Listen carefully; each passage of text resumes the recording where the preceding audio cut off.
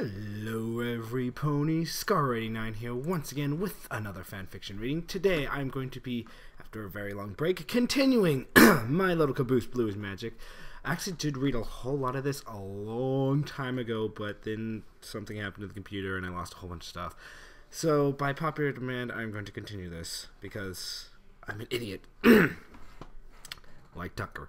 Anyway, so My Little Caboose Blues Magic, Red versus Blue, My Little Pony crossover.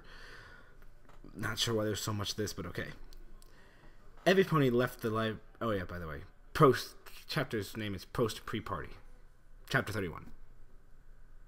Okay, every pony left the library after a couple more hours of partying. Tucker and Rainbow started to fly back to her place. Did you like the party? Rainbow Dash asked. I've been to better, Tucker suggested, but it was fun. Pinky's parties will grow on you, Rainbow Dash said. Maybe, Tucker said. So what are we going to do to get those tickets? Tickets? Oh, the Wonderbolts. I completely forgot about them, Rainbow Dash admitted. We still have a couple of days until then. We'll just have to try and find some work tomorrow. What about the party? Tucker asked. Rainbow Dash looked at the ground and sighed sadly. It would make Pinky sad if we didn't show up, Rainbow Dash said quietly. So there is what? 4 days until the show? Tucker asked. That should be enough time with the two of us working to make the money. Yeah, Rainbow Dash said, starting to cheer up again. It'll just be extremely hard. Bow chicka bow wow, Tucker said quietly enough so Rainbow Dash didn't hear, but then spoke up. See, that's the spirit. I really hope we get to see them, Rainbow Dash said, and hopefully they will remember me. Remember you? You've met them? That's pretty cool. I didn't just meet them, Rainbow Dash said smugly. I saved their lives. You saved their lives? Of course they're going to remember you. Oh, sorry. Of course they're going to remember you if you fucking saved them. It wasn't really a question. I was just thinking out loud. Okay, Tucker said.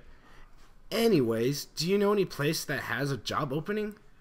None comes to mind, but we can worry about that later. I want to go to bed so I can be well rested for tomorrow. Maybe we can see if any of your friends have any odd jobs to do, or maybe some spare cash. Maybe. Tucker and Rainbow Dash then arrived back at her place, and they went straight to sleep. Rainbow Dash awoke the next morning to find that Tucker wasn't in the bed. She sat up and looked around and couldn't see any sign of him. She rubbed her eyes and opened the bathroom door to take a shower. As she lowered her hooves from her eyes, she saw Tucker stepping out of the shower. Rainbow Dash yelped and slammed the door shut. Tucker chuckled and dried himself up and opened the door. Do you have any idea how rude it is to come in unannounced? Tucker said sarcastically. Rainbow Dash glared at Tucker and he laughed. I'm sorry, I didn't know you were in there, Rainbow Dash said while blushing. I didn't mean to walk in on you. Sure you didn't, Tucker laughed. I know that you wanted to catch a glimpse of Mini Tucker. Yeah, I totally wanted to be scarred for life, Rainbow Dash said. I'm sorry, I won't do it again. That's a shame. Alright, so are we going to the party or what? Yeah, just give me some time to shower, Rainbow Dash muttered. And if you need me, you better knock. Are you saying I look like a gentle colt who doesn't respect privacy? Tucker asked, smiling sweetly. Bite me, Rainbow Dash grunted. Back at Sugar Cube Corner, Caboose woke up and started to get out of the bed. This woke Pinky up and she yawned. What you doing, Caboose? Pinky said. It's a secret, Caboose said quietly. A secret? Caboose said. A secret? Pinky asked. I love secrets. So do I, Caboose said happily. Pinky then jumped off the bed and grabbed Caboose's leg. Can you tell me the secret? Pinky asked. Pretty please. Obviously this person doesn't know much about the show, or at least forgot about the episode about betraying secrets. Obviously. I don't know. Sarge told me not to tell anyone that I was going to the farm, Caboose said. You're going to the farm? Pinky asked. Yes, Caboose gasped. How did you know? Can you read minds? Why are you going to the farm? Pinky asked. Sarge showed me that you told him, and he told me that you moved the party somewhere else, so we were going to go there together, Caboose said. That is a great idea, Pinky exclaimed. I know. Sarge is nice to walk with me there, Caboose said happily. No, I mean we should move the party to the farm, Pinky said. That would give Fluttershy's animals friends lots of room to walk around. That is an amazing idea, Caboose said. I'll go tell Sarge. Okay, I'll go get the others, and thanks Sarge for me, okay? Will do, Pinky, Caboose said. Caboose then went down the stairs and out the door and made his way to the farm, where, when he got there, Sarge was lying down under a tree with his Stetson over his face. Good morning, Sarge, Caboose said, running up to him. Good morning to you too, Blue, Sarge said. Sarge took the hat off his face and placed it on his head, then stood up. You look like a cowboy horse, Caboose explained. Wait, if you're a horse, does that mean you ride a cowboy when you play? Sarge laughed slightly, then shook his head. All right, you ready to go? Yes, Sarge, Caboose said, saluting weirdly. And Pinky told me to thank you. Thank me for what? Sarge asked, confused. For letting us have the party here, Caboose said happily. You told her you were coming here? Sarge asked with a mixture of nervousness and anger. No, I didn't, Caboose said. She is psychotic. It's psychic, and no, she isn't. Well, Pinky sense. Just saying. Sarge grunted. Caboose looked at the ground and blinked. I think I told her I was coming here, Caboose said. I'm sorry, Sarge. I didn't mean to ruin the surprise party. I'll forgive you. I just need you to follow me into the farm to set up, Sarge said. Okay, Caboose said as Sarge led Caboose into the barn. Okay, you set up in there, and I'll go make sure nobody ruins the surprise, Sarge said. Good idea, Caboose said, running into the barn. Sarge then slammed the door and placed a piece of wood on it, locking Caboose in. This isn't going to be good. Chapter 32. Extra Preparations. Sarge ran to the house and burst through the door. He found Applejack having breakfast and he walked up to her, eyes shifting from side to side. Applejack, we have a problem, Sarge said bluntly. A problem? Applejack asked. Yeah, one that could destroy the farm as we know it, Sarge grunted dryly. What do you mean? What's the problem? Applejack said nervously.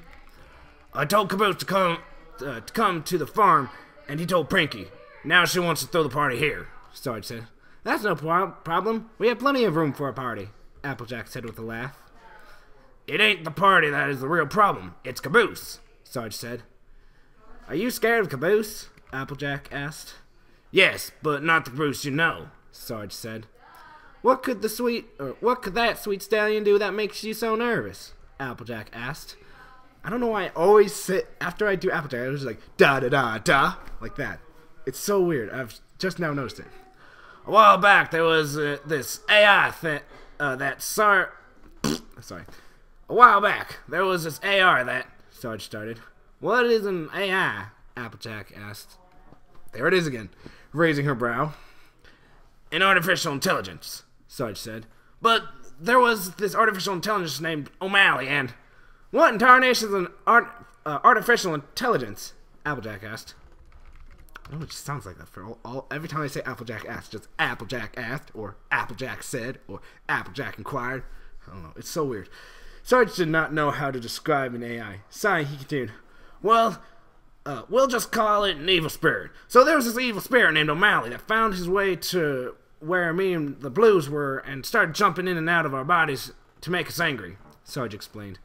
But when he went into Caboose, it seemed that he left something behind. When we were stuck in a strange place a while back, Caboose made himself get angry by thinking negative thoughts, and he became this demon.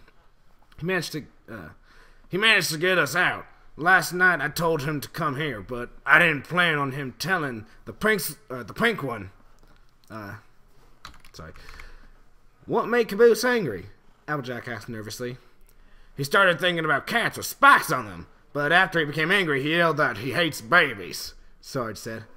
I'm worried about what will happen if he sees them, and what he could do to them. Back in Ponyville, Pinkie Pie was going to every pony's home to tell them about the change of plans. It only took her half an hour to gather all of them. Fluttershy stayed behind to gather all the animals. Does Applejack know we are going to be at the farm? Twilight asked. Of course she does! Sarge must have told her, Pinky laughed. Wait, Griff. Yeah. Oh, yeah.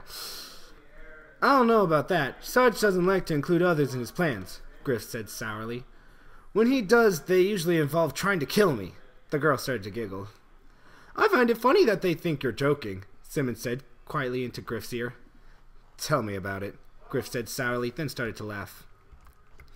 Here we are, Twilight said. Sweet Apple Acres, home of the Apple family. Applejack and Sarge heard Twilight's announcement. They shared a quick glance with each other before they went outside to greet them. Hey there, everypony, Applejack said. Where are the twins?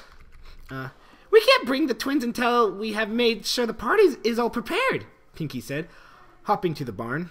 Say, why is this log in the door? Pinky removed the wood and opened the doors to be met with a barrage of pink and blue confettis. When the thin paper settled, she saw Caboose sitting in the middle of the building with a party hat on. I don't remember seeing this stuff in here before I locked you left you here to prepare, Sarge said. Where did all this stuff come from?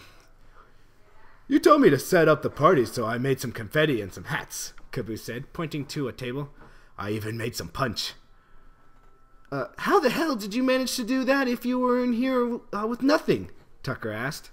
Caboose looked at Pinky and she winked back at them. It's a secret, Caboose said with a smile. Well, it looks like Caboose has everything under control, Pinky said. I'll go get the twins! Pinky then hopped out the door. Sarge watched her while trying to think of something to prevent Caboose from meeting the babies. Applejack eyed Sarge, who looked deep in thought. Hey, Caboose, Applejack said. Why don't you have any snacks made? We are on an apple farm, so you could have made some treats. I'm sorry, Caboose said sadly. Don't you fret, Caboose, Applejack said happily. I can show you one of our family's recipes that you can cook up faster than you can say lickety-split. Lickety-split, Caboose said simply. Applejack laughed, then looked at Sarge, who was smiling at her, knowing what she was doing. She smiled back at him and started to leave the farmhouse. Come on, I'll show you where the kitchen is, Applejack said, leaving the building. Okay, Caboose said excitedly, following Applejack. Keep him away from the knives, Tucker said as Caboose left. As Tucker finished his proclamation, Fluttershy walked into the barn with many small animals following her.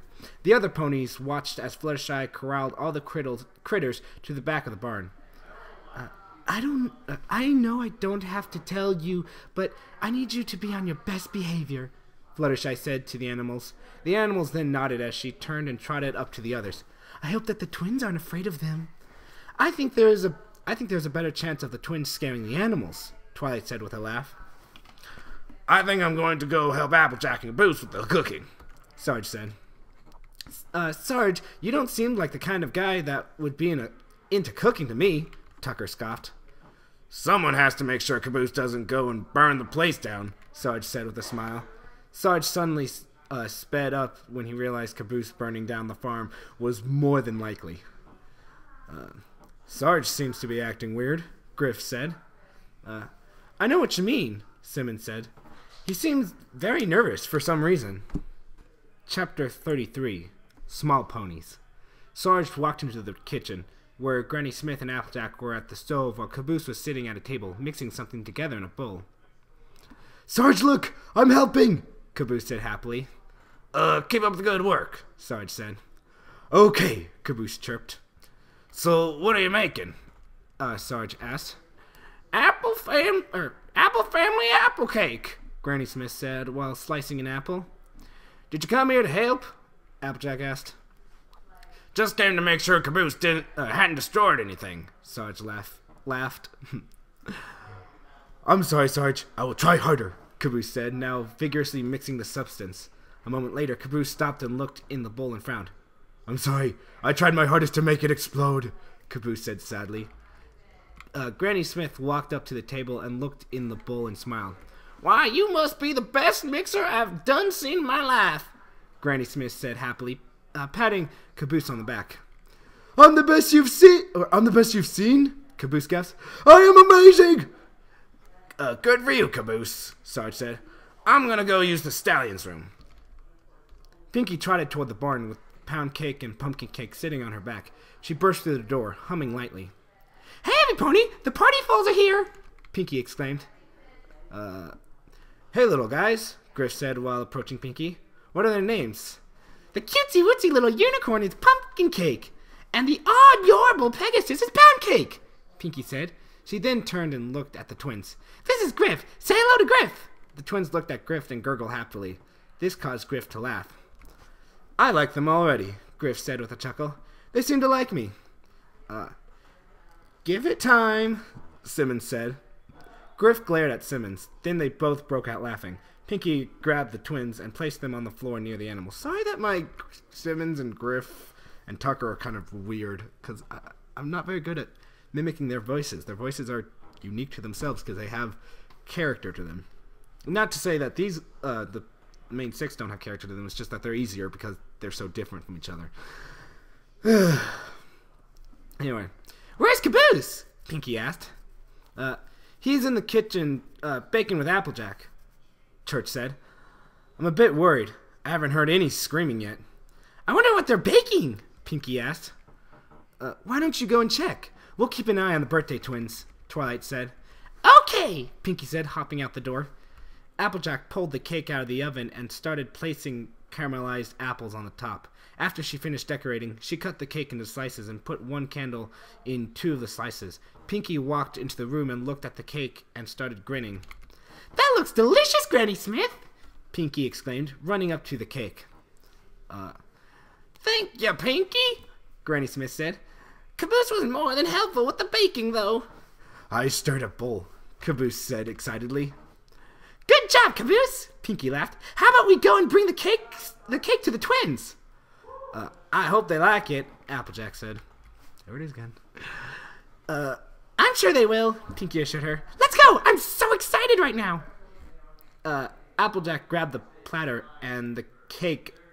I'm reading weird. Applejack grabbed the platter with the cake on it and left the kitchen. Pinkie and Caboose smiled and followed her out the door. Sarge returned to the room and looked around. I just realized I do a lot of whenever I messed up. I gotta stop doing that. It sounds weird. "Where did AJ and Caboose go?" Sarge grunted. "They went to bring the cake to the foals," Granny Smith said, whipping flour off of her hooves. Sarge's eyes darted to the door, and he galloped at full speed to the barn. He burst through the door, expecting the worst, but what he found was Caboose sitting next to the little ones, laughing and eating cake. He watched curiously as Caboose was making silly faces at the young ones. "Caboose, you're not angry?" Sarge asked, confused at the display. "Why would I be angry?" Caboose said innocently. "Thought babies made you angry," Sarge said. "These aren't babies. They are smart ponies," Caboose said. "They are 2 completely different things." Sarge's eyes twitched furiously and his flank dropped to the ground. He glared at Caboose, then his features softened. "Of course they are," Sarge said. "I don't know why you got so worried, Sarge," Applejack said. "Caboose is getting along better than the foals than a bee to flowers." I'm going to read that again. "Caboose is getting along better with the foals than a bee to flowers." "Yeah, I guess I was just a little worked up from bucking those apples," Sarge said, laughing roughly. This is a great party, Caboose," Pinkie said, hugging Caboose. "I can't wait for my birthday. I hope you can throw me a party as nice as this one." "I'll not throw you a party as nice as this, Caboose said. "I'll throw you the greatest party ever." "The greatest party ever?" Pinkie gasped. "Is that even possible?" "Is what possible?" Caboose asked. Before Pinkie could answer, the 2 foals crawled up to Caboose and hugged his back legs. He leaned over and looked at them between his legs. "Hello, little ones," Caboose said. "Why are you upside down?" Caboose then lifted one of his back legs and placed Pound Cake on his back. Once Pound Cake was settled in, he did the same for Pumpkin Cake. Caboose smiled and ran outside and started to run around a tree, laughing wildly. Every pony smiled and went outside to watch them play. Every pony except Sarge. Simmons and Griff were halfway out the door before they stopped. You know, that actually reminds me of something from the second to last episode. "I hate taxes." It's Texas. It's Texas, Caboose. "That too." "What's on your mind, Sarge?" Simmons asked. "Nothing," Sarge mumbled, walking towards the door. Simmons looked at Griff, and they both shared a shrug. Sarge, why do you look so annoyed? Simmons asked. He means more than usual, Griff added. I don't know, Sarge grunted. Sarge looked at Caboose, who was now hopping around the tree. Sarge, are you mad about something? Griff asked. No, it's just that I worked my flank off to prevent Caboose from mating little ones, Sarge said. I was under the impression he would go crazy at the sight of them. What would make him do that? Griff asked. Let's just say when O'Malley was in Caboose's mind, he taught him how to get angry, Sarge said. Remember a while back when you reconfigured that whatchamacallit? Yeah? Simmons asked with a nod. Before we got to it, there was a group of idiots standing in between us and it, Sarge said. Caboose got angry and went berserk on their dumbasses and killed them all so we could escape. Caboose did that? Griff asked. Sarge nodded. Then why are they so annoyed? Simmons asked. It seems like everything went well. That's just it. All that buildup, just kaput, Sarge said. It's like something out of a horribly written story. Chapter 34. Happiness.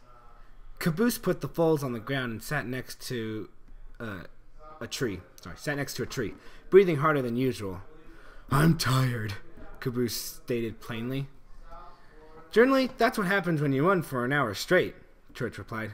Caboose yawned, then he glanced at his flank and started to grin. I got my marky thingy, Caboose exclaimed, hopping up and down. Exhaustion suddenly dissipated. What is it? What is it? Pinky asked. Pinky ran up to Caboose and looked at his cutie mark. Her smile spread from ear to ear.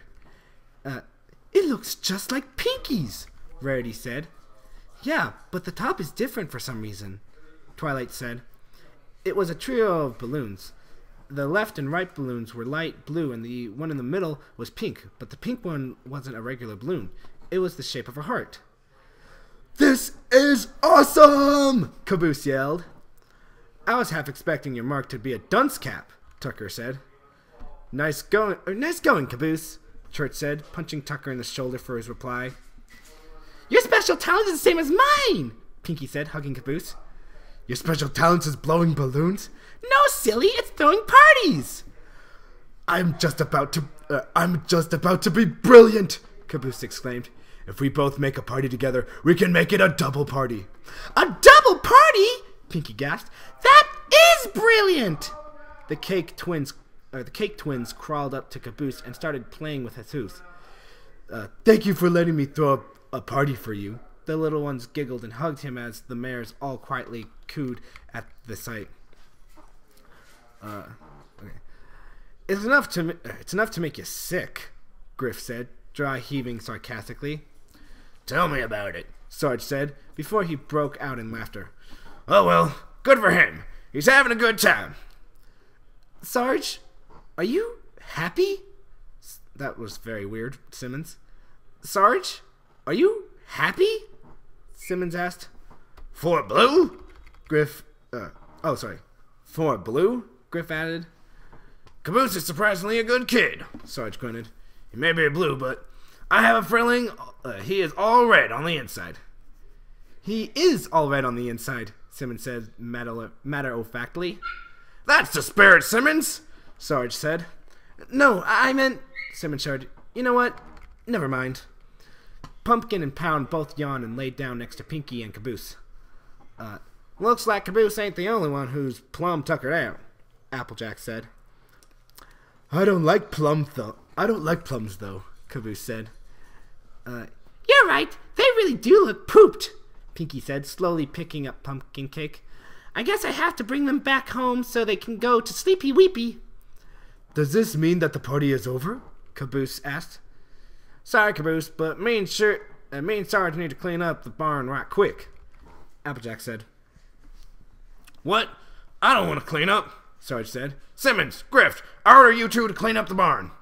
Hey, Sarge, I don't know if you noticed, but we aren't soldiers right now, Griff said. We don't have to take any of your shit. Besides, Rarity needs my help tomorrow with a client, Simmons said. Sorry, this next line is so stupid. Simmons Simmons having sex for money? Even I have to admit that is pretty scandalous. Griff chuckled. I hate you so fucking much, Simmons muttered. Sarge, they weren't the ones that made the party happen here. It was you, Applejack said. That means it's your job to help clean. Wait, I just lost my... I'm going to start that one over. Okay. Sarge, they aren't the ones that made the party happen here. It was you, Applejack said. There it is again, Applejack said, in that exact thing. I don't know why I can't stop doing it. It's so weird. That means it's your job to clean. Damn it, Sarge muttered. I hate cleaning. Griff chuckled and started to walk away with Fluttershy. Have fun, Sarge, Griff chirped happily. Let us go, Simmons. We must be well rested for the work of art we will be making tomorrow, Rarity said. Simmons nodded as Pinky took Pound Cake and placed him on her back with Pumpkin Cake and dragged Caboose up to his hooves. We should get going too, Pinky said. Thanks for letting us have the party here, Sarge. Sorry for any weird background noise you can hear down there. My mom and the dogs, and it's weird. Yeah, Sarge grumbled. Good night, Sarge, Caboose yawned. Night, Sarge said. Night? How could we night that quickly? It was only like not even that late. Never mind. I guess there was a big time lapse that I didn't realize happened. The others then followed suit, said their goodbyes, and departed the farm. Tucker nudged Robe. Oh, that background noise is annoying me, and it's probably going to annoy you too. The others then followed suit, said their goodbyes, and departed the farm. Tucker nudged Rainbow Dash in the side and motioned his head to the others. Rainbow Dash nodded and cleared her throat. Hey, Rarity! Yes, Rainbow Dash, how may I help you? Rarity said. I was just wondering if maybe you need any help at the boutique, Rainbow Dash said. Me and Tucker need to make some bits. Rarity raised her brow and stared at Rainbow Dash. What do you need the money for? Rarity asked. Well, it's just that the Wonderbolts are in town in the next few days, and me and Tucker wanted to go see them, Rainbow Dash said. Sorry, Dashy, but I don't have any work for you, Rarity said sincerely. Oh, Rainbow Dash said sadly. Does anybody else have anything we can do? You can come by Sugar Cube Corner and bake with me, Pinky said. Really? Rainbow Dash asked happily. That'd be awesome. Thanks, Pinky. No problem, Pinky said happily. Come on, Tucker. We'll need to hit the hay early tonight if we're going to be working all day tomorrow, Rainbow Dash said, taking off straight towards the house. Sorry, there's something in my ear. Okay. Taking off straight towards her house. Fuck, Tucker muttered under his breath, flying after Rainbow Dash. I don't think Tucker is the best choice for a cook, Griff said. The same could have been said about Caboose, but he seemed to have done well, Church said. Thanks, Church! Or, no, it's groggily. Thanks, Church, Caboose said groggily. Soon they all split up and went to their homes for a good sleep. In just an hour, every pony was asleep. Every pony except for Simmons, who had decided to stay up a bit longer to practice using magic, interested in seeing what else he could do. He decided to start with something small. He focused on the letters that were still on the table, and he lifted a couple into the air. He smiled at his success and slowly winded his focus to encompass more and more of the cards. Soon enough, he had all of them levitating just above the table, and he closed his eyes and started organizing them by street name. He opened his eyes and felt a rush to his head, staggering as he suddenly felt extremely tired. Whoa, Simmons groaned. Maybe I'm trying to raise the bar a little too fast. Simmons then piled the messages neatly, keeping them organized, and he released his magical grip on the letters. The pounding in his head slowly disappeared. However, he decided against trying any more magic, instead opting to go to sleep instead. He wouldn't be much help to Rarity if he was tired and sick. Chapter 35. Cupcakes. Mature warning, light go in this chapter. Are you excited to make some food? Rainbow Dash asked. No, not really. I'll probably just fucking burn it, Tucker laughed. I'm sure you'll do fine, Rainbow Dash said encouragingly. Rainbow Dash knocked on the door and Pinky answered with a smile. You're here! Pinky exclaimed happily. Yeah, we really need the cash, Rainbow Dash said. Listen, Pinky, I really appreciate you letting us help you. Not at all. It's the least I could do for my friend, Pinky said. Yeah, Say, where's Caboose? Tucker asked. Don't worry about him. He's just preheating the oven, Pinky said. Well, this place will be burning down any second now, Tucker laughed. Rainbow Dash and Tucker started giggling, but Pinky just stared at him with a smile. You ready to eat cooking? Pinky asked. Yeah, whatever. What are we making? Tucker asked. We're just going to be making a bunch of cupcakes, as we have just received a large order for them, Pinky said. Okay, cool. I can dig cupcakes, Tucker said. What kind are we making? It's a secret, Pinky said. Tucker raised his brow at Rainbow Dash, who just shrugged in return. The pair then followed Pinky into the kitchen. Just my mic just a little bit. There we go. Oops. I went all the way down to the bottom of the page. Okay. Yep. Don't know what happened to it. Yeah, going to make a bunch of cookies. Okay, I can. It's a secret. Tucker raised his brow at Rainbow Dash, who just shrugged in return. The pair then followed Pinky into the kitchen, and he looked at the oven. Look, Caboose didn't even turn the fucking oven on, Tucker said. Tucker looked to the left and saw Rainbow Dash lying on the ground. Hey, what happened to her? Tucker asked. The same thing that's going to happen to you, Caboose said. What? What? Tucker started before he lost consciousness. When Tucker woke up, he found himself chained to a table in a dark room. He grunted and tried to break free, but he gave up after a couple of minutes as there were no signs of his bindings letting up. Instead, he let his eyes adjust to the dark. His heart filled with horror as the wall came into focus. The wall was obscured by knives and other tools, all caked with what happened to be blood. He resumed his struggle, trying to release himself once more, but to no avail. Tucker swallowed, and a harsh pain shot through his throat. Is anybody there? Tucker croaked weakly. Tucker licked his lip and swallowed some saliva to moisten his throat. It still hurt when he breathed, but it was significantly lessened. Is anybody there? Tucker asked, clearly this time. No answer was given to him. He knew better than to waste his breath on screaming. Instead, he decided to look around the room. The walls had strange wallpaper on them. It looked as though it was made out of scraps of fur. Not much of an interior designer, Tucker muttered sarcastically. Tucker then noted a dripping sound coming from next to him, and when he cocked his head to the left to see, he flinched. There was a pony corpse sitting next to him, except it wasn't just a corpse. Its skin was completely torn off, but there were weird bones sticking out of the side. Okay. What the fuck? Tucker said loudly. Where the fuck am I? As Tucker continued scanning the corpse, he noticed that there was a patch left on its flank, and when he saw what was on it, his heart dropped. It was Rainbow Dash's cutie mark. Tucker had to choke back the vomit that was threatening to spew out. Rainbow Dash? Tucker said weakly, a tear forming in his eye. Tucker then heard a door slam open in front of him, and light poured into the room. Tucker closed his eyes as they burned when he looked ahead. When he reopened them a second later, there was utter darkness again. This time, however, Tucker felt a presence in the room. Who's there? Tucker said nervously. He gazed into the darkness, eyes now maladjusted due to the sudden change in lighting. He was able to make out a figure staring at him from where he assumed the door was. Yeah. Good, you're up, a raspy voice said.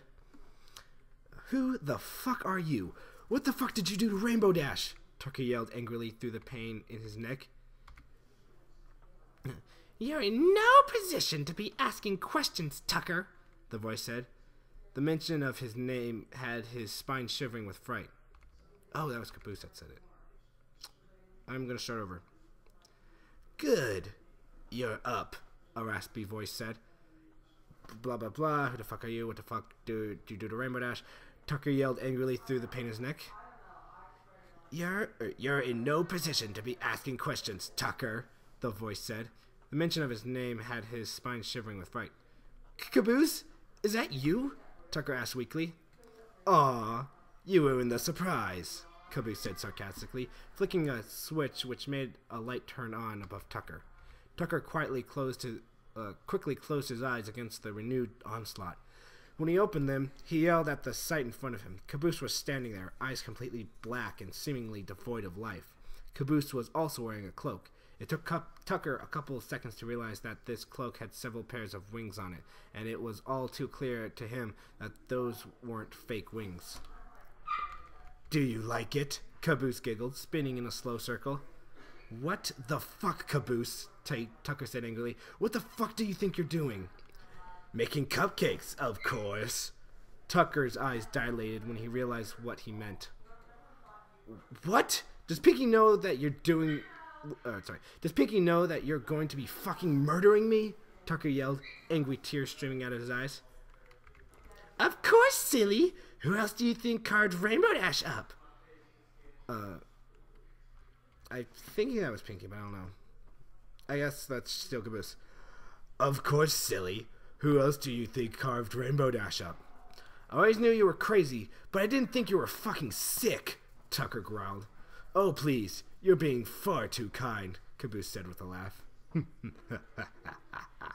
"How the hell do you think the others will react once they find out what the fuck you're doing?" Tucker asked. I'm sure they would be appalled, Pinky said, appearing from the side, brandishing a blowtorch. "But I think they will love the cupcakes. They're my own special recipe." "Let me go, you... Not saying that. That's the mother of all bad words. I'm just gonna put, "Let me go, you stupid idiot."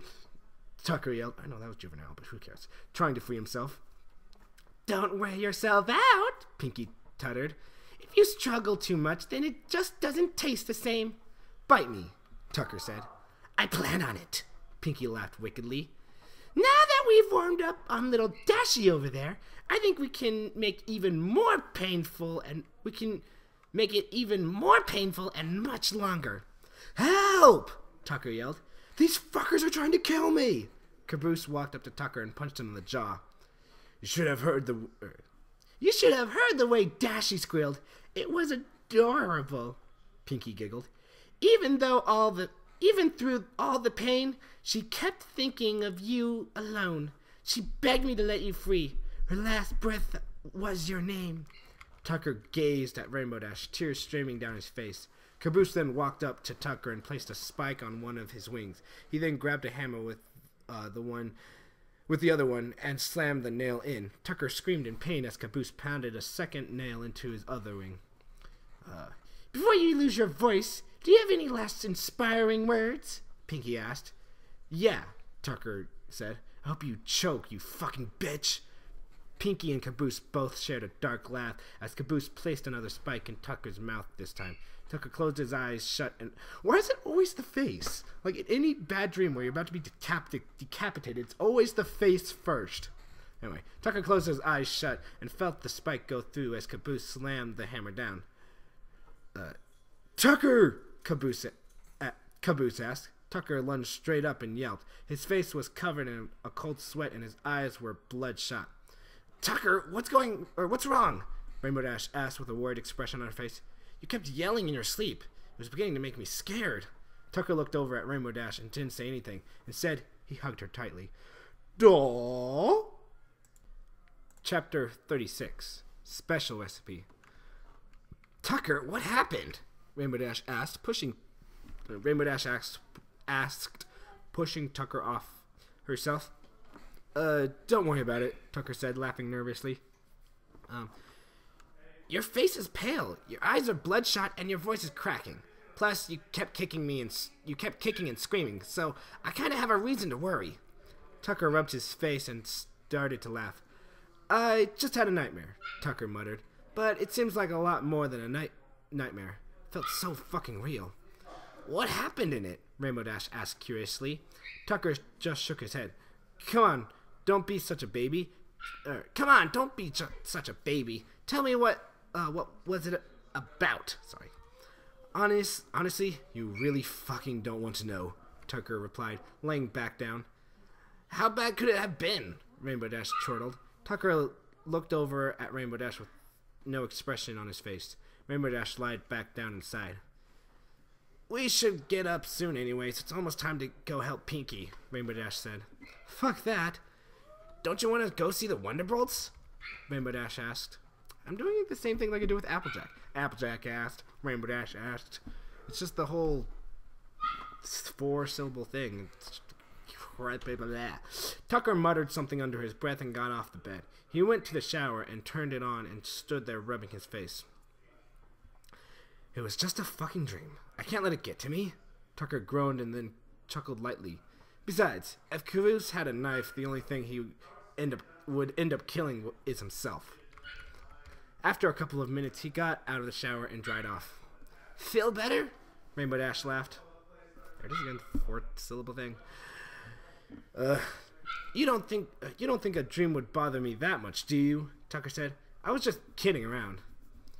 I don't know. You looked pretty. It looked pretty. That is the stupid thing on the mess.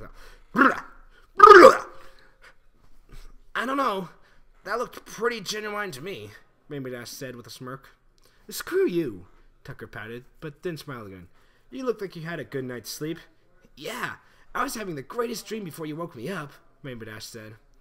Oh, really? What were we doing in it? Tucker asked, winking at her. You wish. You wish, Rainbow Dash said, closing the door behind her. Tucker made his way down the stairs and into the kitchen. He looked around and then grunted. I wish she had stuff to eat besides just bread and wheat. Rainbow Dash dried herself off and made her way downstairs to find Tucker fiddling with a sandwich. You're not making me one? Rainbow Dash asked sarcastically. Yeah, hold your horses, Tucker said, smiling dryly.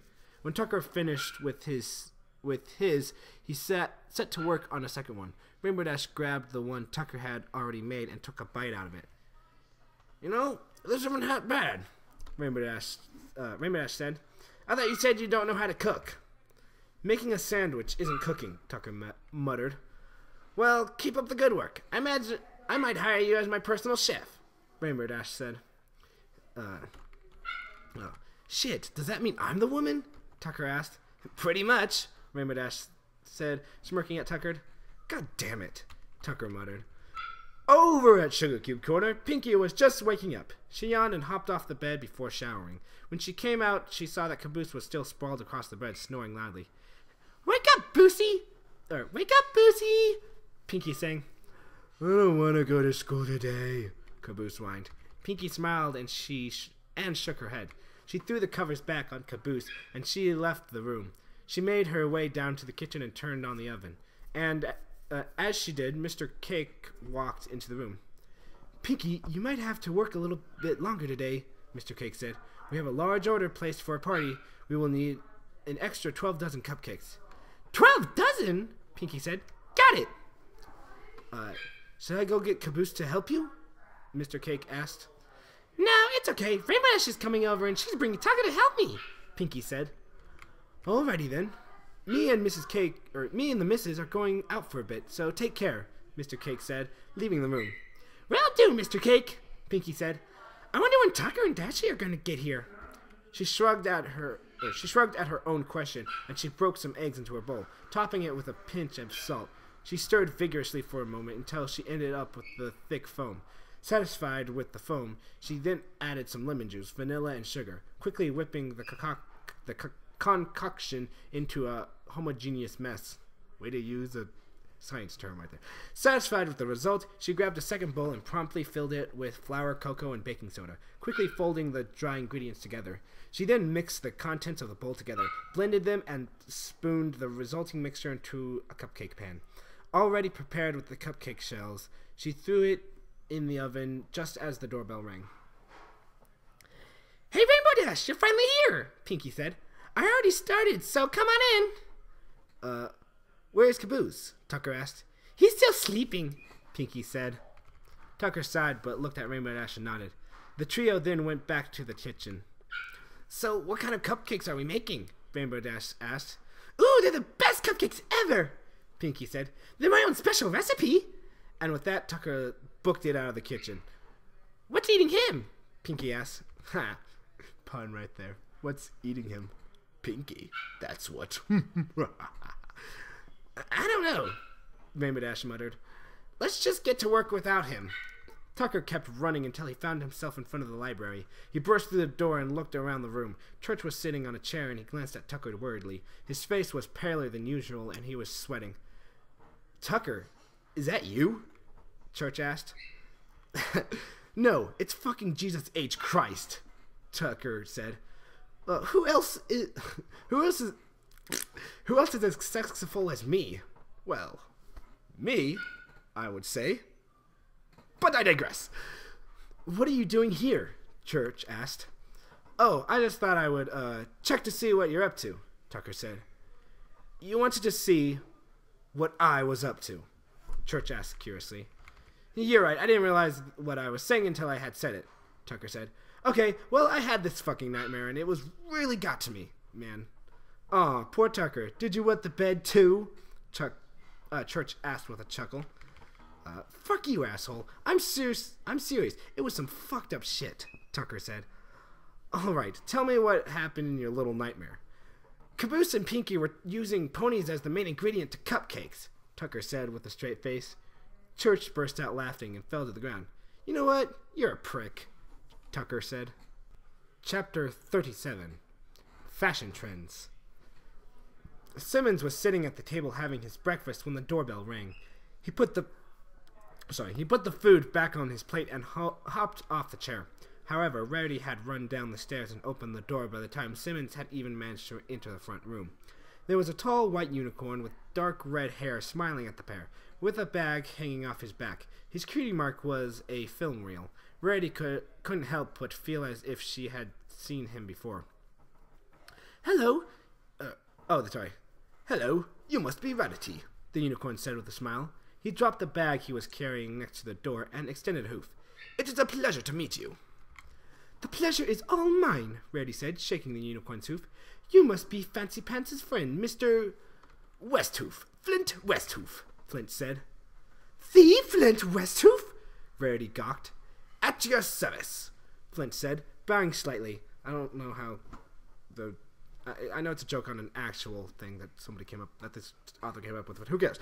At your service, Flint said, bowing slightly. He then looked at Simmons, noting his blank flank with curiosity. Who's Flint Westhoof? Simmons asked. I am one of Equestria's most famous actors. You must have seen one of my many works, Flint said with a smile. Surely either A Fistful of Bits or For a Few Bits More. Surely either A Fistful of Bits or For a Few Bits More ring a bell? How about A Perfect Equestria? No?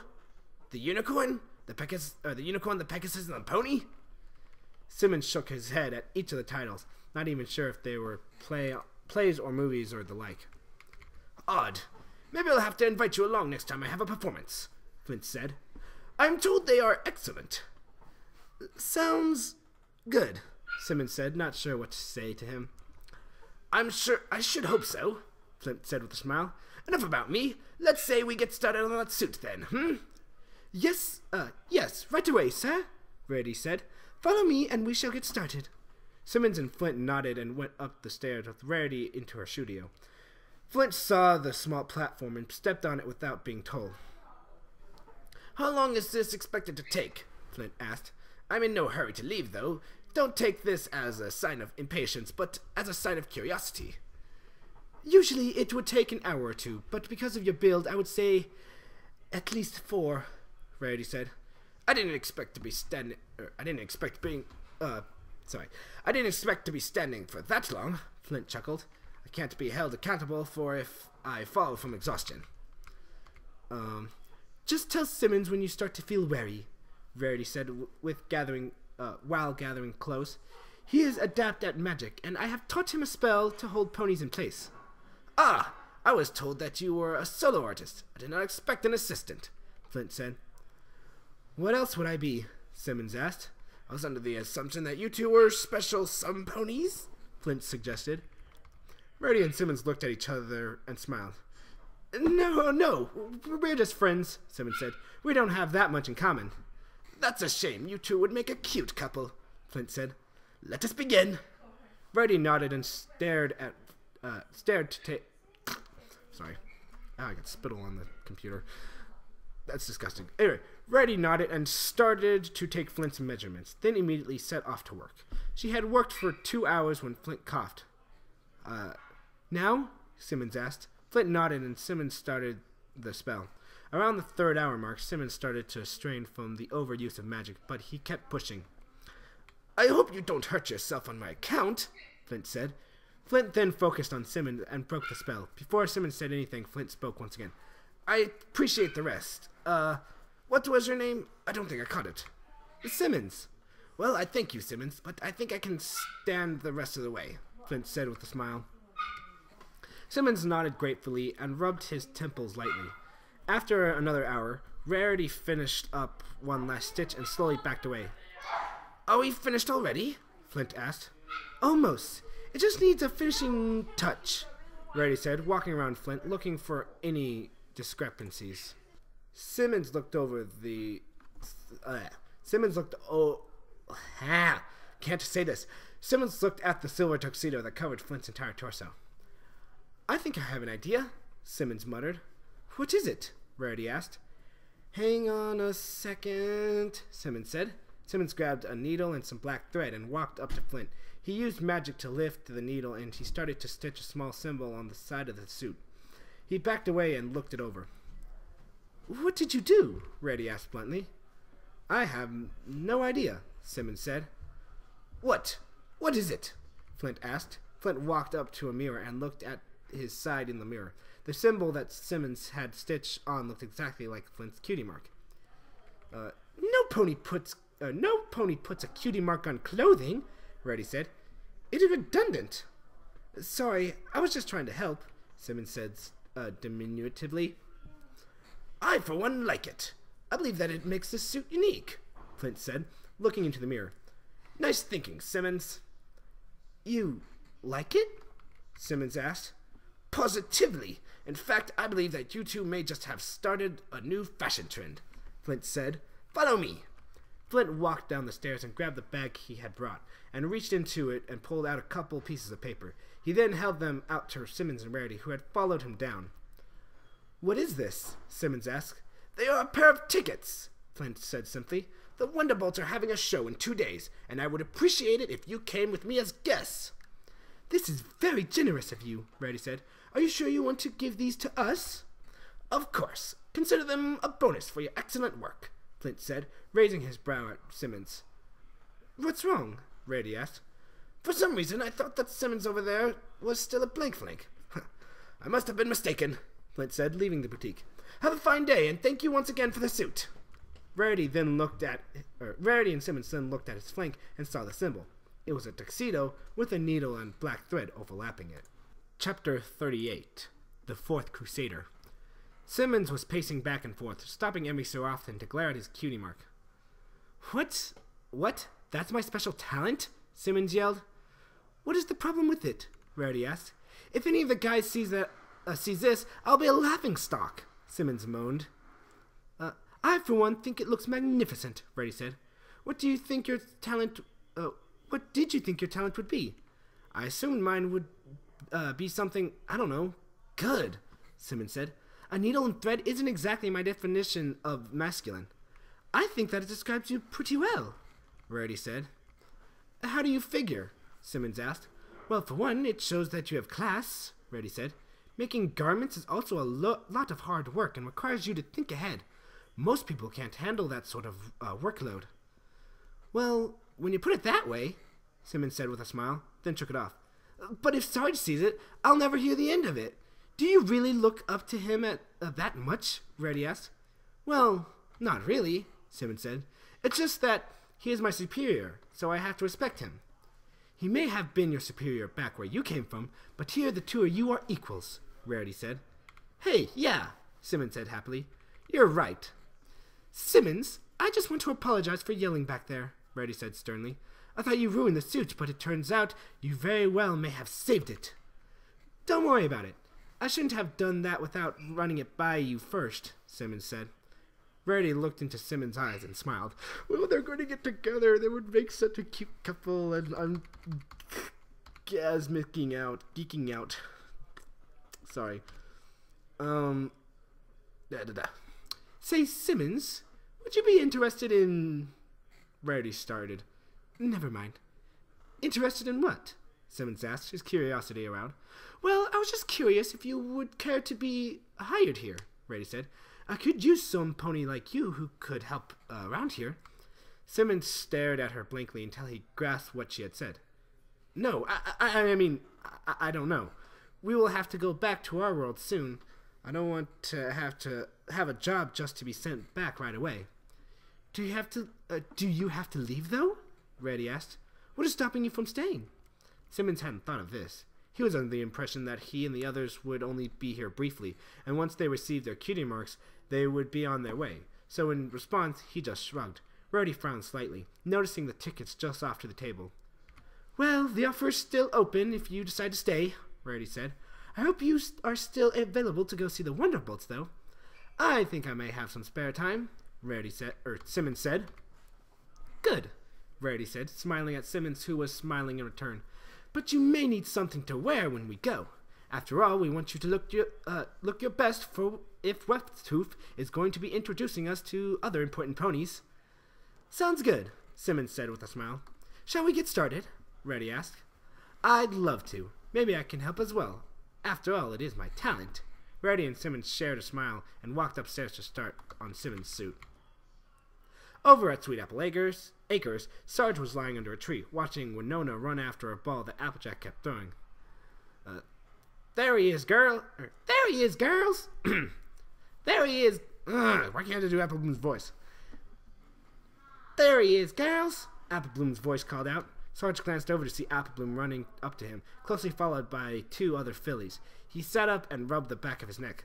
Can I help you? Sarge asked. You're right, Apple Bloom. He does kind of talk like your sis, the white filly said. Whoa, nice cutie mark, the orange pony said with purple mane said. Or with a purple mane said. That should be what it said, but it says with purple mane. Sarge cringed when she said cutie mark. He was really starting to hate that name. Thanks, Sarge grunted. He seems grumpy, the white filly said. He just doesn't like it when people call it a cutie mark, Apple Bloom said. Who are you, or who are your friends? Sarge asked. My name is Sweetie Belle. I can't do Sweetie Belle. She's just too little. My name is Sweetie Belle, the white filly said. I'm Scootaloo, the orange one said. And together we're, Apple Bloom started, the Cutie Mark Crusaders! They all chanted in unison. Sarge burst out with laughter and the girls looked at him. What's so funny? What's so funny? Scootaloo asked. That is the stupidest name I've ever heard, Sarge said, wiping a tear from his eye. And I've heard Griff, so that is saying something. Sweetie Belle and Scootaloo glared at him. I thought you said Sarge was nice, Scootaloo whispered to Apple Bloom. Yeah, he seems like a big meanie to me. That sounds so much like Pinky. Yeah, he seems like a big meanie to me, Sweetie Belle agreed. Sorry, no offense was meant, Sarge grunted. Well, at least he apologized, Sweetie Belle said. Well, you must be here for a reason, Sarge said. What can I do you for? Or what can I do for you? Is it true you got your cutie mark? Scootaloo asked, kicking her back hooves in the air. Sarge smiled at the orange filly. He liked her attitude. You heard about that, huh? Oh, she said, is it true how you got your cutie mark? Whatever. You heard about that, huh? Sarge chuckled. All of Ponyville is talking about it, Sweetie Belle added. Well, it's good to see I'm building a good reputation here, Sarge said. Yeah, the guy is so embarrassed that he hasn't left his house since you kicked him, Scootaloo said. Yeah, well, if he hadn't been an ass, that wouldn't have happened in the first place, Sarge said, leaning back on the tree. Anyway, we were just wondering if you could do us a favor, Applejack said, or Apple Bloom said. Sorry. Oh? Sarge laughed. And what will that be? Well, we're always trying to find ways to get our cutie marks, Apple Bloom said. But we never have any luck and always end up embarrassing ourselves. So what does that have to do with me? Sarge asked. You got your cutie mark in no time, so, well, we were wondering if you could, Sweetie Belle started. We were wondering if you could help us find our cutie marks. Sorry, I don't know. I can't do this anymore. We were wondering if you could help us find our cutie marks, Scootaloo said simply. Sarge looked at the girls who were staring at him intently, and that sounded so much like Rainbow Dash. I'm going crazy. He let out a long sigh. I don't know, Sarge said, to which the girls started frowning. I guess I could give it a shot. The girls' muzzles broke into huge grins. On 2 conditions. That depends on what they are, Scootaloo said. 1, you let me join your little group. The girls huddled in a circle and started whispering. They all then broke off and nodded in unison. And 2, you never let Griff join the group, Sarge said with a smile, putting his hoof forward. Deal, the girls all said at once, all placing their hooves over his. Chapter 39. Finishing up. Quit your bitching, Church said while his laughter subsided. Hey man, you would be shitting yourself too if you saw what I saw, Tucker said. It was a fucking dream, Church said. Get over it. You're pretty helpful, you know that, Tucker said sarcastically. Didn't you need to work there to get some money for something or other? Church asked. Well, yeah, Tucker said. So you, rather than actually do shit, ran away because of a nightmare, Church asked. I thought you had no fears. Tucker glared at Church and sighed. Are you saying I overreacted? No, I'm saying that you're a fucking idiot, Church said. Spike then exited Twilight's room, stretching his arms and yawning. He made his way to the top of the stairs and looked at the pair of arguing stallions. What are you two yelling about? Tucker over here had a bad dream, Church said. What was it about? Spike asked. He said it was about Pinky turning ponies into cupcakes, Church replied.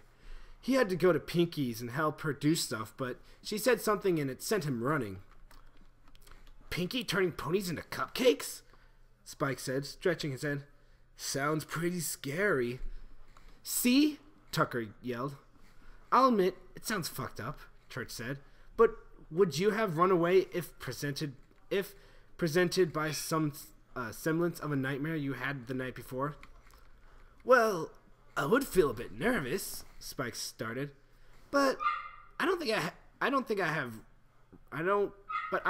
I would have run. I may be small, but I'm no coward.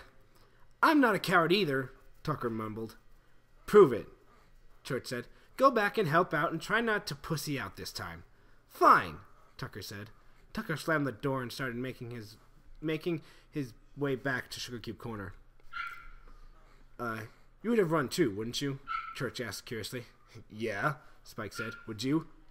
Probably, Church chuckled, but Tucker is just too fun to piss off. Tucker arrived at Sugar Cube Corner after a couple of minutes of walking. When he got there, he noticed that the door was ajar. He slowly walked in and looked around. Yo, anybody here? Tucker asked, or called out loud. Tucker got no answer, so he sighed. He made his way around the corner and into the kitchen. He looked in the oven, where he saw a couple of trays of cupcakes baking. Tucker then heard some muffled noise from his left, causing him to jump away, turning quickly, not sure what to expect. However, the room was empty. The sound appeared to come from a door that had been left slightly ajar. Caboose, you down there? Tucker asked. Tucker, help me! Rainbow Dash called out in a strained voice. Tucker ran down the stairs and looked around. Well, tried to look around, but the room was completely dark. Hello, Tucker, Caboose said happily. What the fuck do you think you're doing, Caboose? Tucker asked angrily. We're making cupcakes, Caboose said. Would you like one? No, I wouldn't like one. Where are you? Hang on a sec, Pinky said. The lights then turned on and Tucker slammed his eyes shut for a second. He quickly opened them again and saw Pinky standing on a stepladder with a light bulb in her roof. He then looked down and saw Rainbow Dash wiping flour off her face. What happened? Tucker asked, confused. Well, there was no room anywhere else. So we came down here to finish up with the cupcakes, Pinky said. But when we came down here, the lights went pop. Oh, Tucker laughed. Where did you run off to? Rainbow Dash asked. I needed to talk to Church for a minute, Tucker said. Oh, I thought it had something to do with your bad dream, Rainbow Dash said. Poof, no, of course not, Tucker said with a weak smile, or a weak laugh. I may be a lot of things, but I'm not a coward. I'm not a coward. Am I? Sorry. I may be a lot of things, but a coward I am not. Well, you seem pretty shaken up by it, Rainbow Dash said. The oven upstairs then made a dinging noise. The last batch is done, Pinky said, running up the stairs. After a couple of seconds, Pinky then ran back down with a tray of freshly baked cupcakes. So, Tucker, are you finally going to help, or are you just going to run off again? Rainbow Dash asked. Yeah, I'll help, Tucker said, looking over the cupcakes. How many did you guys make? 12 dozen, Pinky said, placing the tray down on the table. Let's get cracking.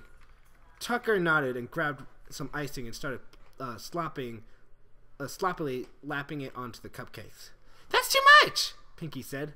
Oh, okay, Tucker said, scraping most of the icing off. Now that's too little. Haven't you ever made cupcakes before? Pinky asked. No, I don't see what the big deal is about how much icing we put on, Tucker said.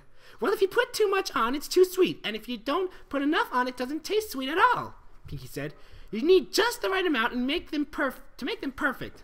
Of course, Tucker muttered, trying to put on the right amount of icing. You know, this doesn't seem like a lot of work. That's because you left before we did the actual cooking, Rainbow Dash said.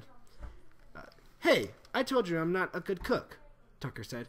Besides, it's not like we're cooking prime ribs here or anything. What's a prime rib? Pinky asked. You're kidding, right? You're kidding, right? Pinky shook her head. Well, if it isn't one nightmare after another, Tucker muttered. After a few more minutes of putting icing on the cupcakes, Pinky collected them all and started to put them into a large box. All right, so we're done, Tucker asked. Yeah, you're done, Pinky said. All right, you need the bits for those tickets. Silly me, stay right here. Pinky then ran up the stairs and grabbed a small envelope and gave it to Rainbow Dash. Thanks, Pinky, Rainbow Dash said. Who ordered these anyways? Seems like a lot for one pony. I don't know, Pinky said. Pinky grabbed a piece of paper and looked at it. It looks like it's going to the Cloudaceum to be sold at the concession stand. What a coinky-dink. Maybe when you guys are there, you'll end up having some. I doubt it, Tucker said. I don't think I'll ever eat a cupcake again. Chapter 40. Infection. Griff woke up to the sound of birds chirping happily. He yawned and sat up on the couch, rubbing the sleep out of his eyes. Excuse me. Haley looked at him and tilted her head to its side. What are you looking at? Griff asked more gruffly than he meant to. Haley made a low whining noise and lowered her head slightly. Sorry, you're probably just hungry, Griff said. How about we go grab a bite to eat? Griff was about to head into the kitchen when a sharp pain shot through his leg. He grunted as he fell to the ground. Fluttershy walked into the room and investigated and saw Griff on the ground. Are you okay? Fluttershy asked, running up to Griff. Yeah, I just fell over. Fluttershy stared at Griff and looked at his leg, mouth agape. In a moment, she let out a gasp of horror as her shock wore off. What? Griff asked. Your leg, Fluttershy said quietly. What about it? Griff looked down at his leg, which he noticed was turning green, the veins causing a webbing texture to appear. What the fuck? What's wrong with it? It's green, Fluttershy peeped. Yeah, I noticed that. But why is it green? Griff asked. I'm not sure, Fluttershy said. I thought you fixed it all up, Griff said. I thought so too, Fluttershy said. So many they said, he said, she said, we said. Griff stared at his wound once again and stepped on his hoof again, just to end up yelping with pain once again. Fuck, that hurts, Griff muttered, shaking his hoof. Stay right here. I need to see something, Fluttershy said. I can't go anywhere if I wanted to, Griff chuckled, slowly placing his hoof on the ground. Fluttershy went to check on a small medical box that she kept in her drawer. She opened it opened up the book and flipped to the index and skimmed through it. Tried to find any hints as to what could be wrong or how to help it heal. Just the mic just a little bit. After a few brief moments of hastily looking for solutions, she gave up the search. She looked around worriedly and put the book back in its place and went back to Griff. We need to go see Twilight, Fluttershy said. Why? Griff asked. It's just a small infection. You don't know if it is just small, Fluttershy said. It could be serious. I'm sure it will be fine, Griff laughed, walking back to the couch. Fluttershy stomped in front of him, locked his eyes to hers, and gave him the stare. Griff reacted slowly inside. Fine, let's go, Griff muttered and then smiled. Nice job being assertive, by the way. Fluttershy smiled and nodded gratefully. She walked next to him and placed his injured leg over her neck to prevent him from standing on his infected hoof. They then made their way to the library to seek Twilight's aid. Twilight had just woken up and made her way downstairs to where Church and Spike were rolling around, laughing hysterically. What's so funny?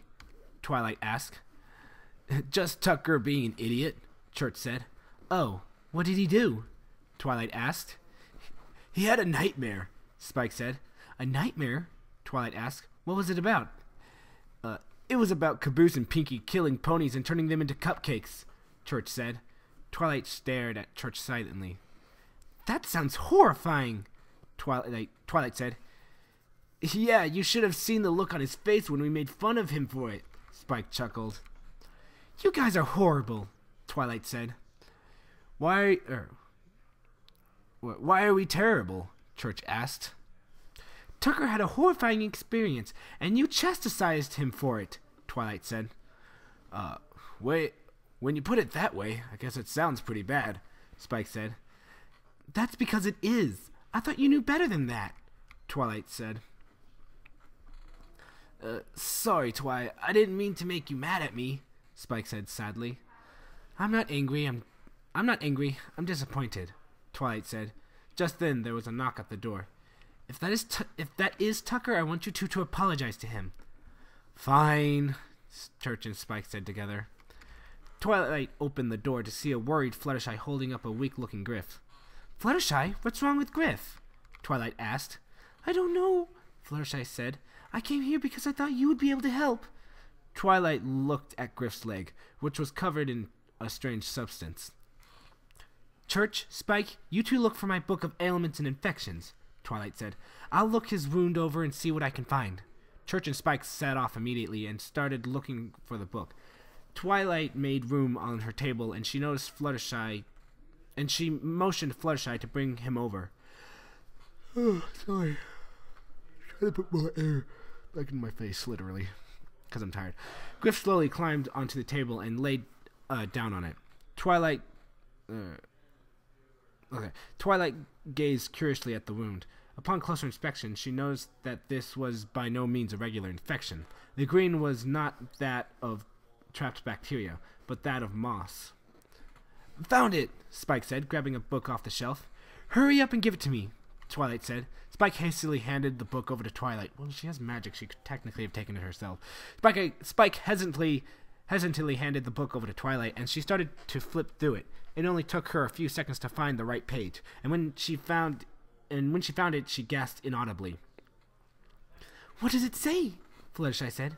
Is it bad? It says that Timberwolves have a secretion on their teeth.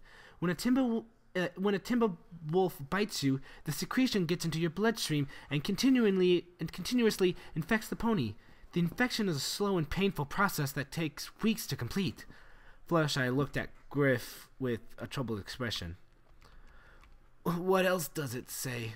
Griff asked. It says that once the infection makes its way through the bloodstream, it starts to take its effect, Twilight said. It says that once the infection settles, it starts to turn the infected pony into a plant-like form. The pony then becomes tired and suffers through excruciating excruciating pain in the infected area as it gets covered in moss or bark. Over the course of a couple weeks, the pony soon loses mobility and the ability to eat, and then the infected pony dies. Fluttershy started to shake slowly and looked at the book Twilight was holding. Fuck, Griff muttered. I don't like the idea of dying. What's the cure? Fluttershy asked quietly. It says that no cure has ever been found. Of course, Twilight said sadly. Fluttershy looked at Griff with a great feeling of regret, and she hugged him tightly. I'm so sorry, Griff. This is all my fault, Fluttershy said, tears welling up in her eyes. If I hadn't let you alone with the bunnies, none of this would have happened. Fluttershy looked at the floor sadly. Griff stared at her, finding himself saddened by the sight. Hey, don't feel bad, Fluttershy, Griff said, putting his hoof on her for comfort. It is mostly my fault anyways. Why is that? Twilight asked. I did say I wanted to be a tree, Griff said weakly with a humorous chuckle. Seems like I'm getting this wish granted. And I think that's all I'm going to read for tonight. 10 chapters is good. 10 chapters is good, yeah. That's as far as I got to last time, actually. I don't know if you can hear that, but that's just my dad watching some game or something downstairs. I don't know. Anyway, thanks for watching my videos. Sorry that my Griff and my Tucker and my Simmons is kind of bad. I think my Sergeant Caboose are pretty good, though, if I do say so myself. Just saying. Church is just church, so it's also kind of weird for him, too. But thanks for watching my videos. Check out, subscribe, check out one of my other videos. Subscribe to them, too.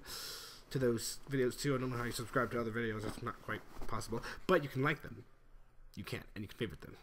And you can thumbs them up, so you should do that. Totally. Awesomely. And, yeah, I've had lots of requests to finish the story, sort of. And I've gotten 40 chapters out of, 200. So, yeah. That is a lot. Go check out my friends Doompai and Brony Fanfics. Good friends of mine. Do great readings.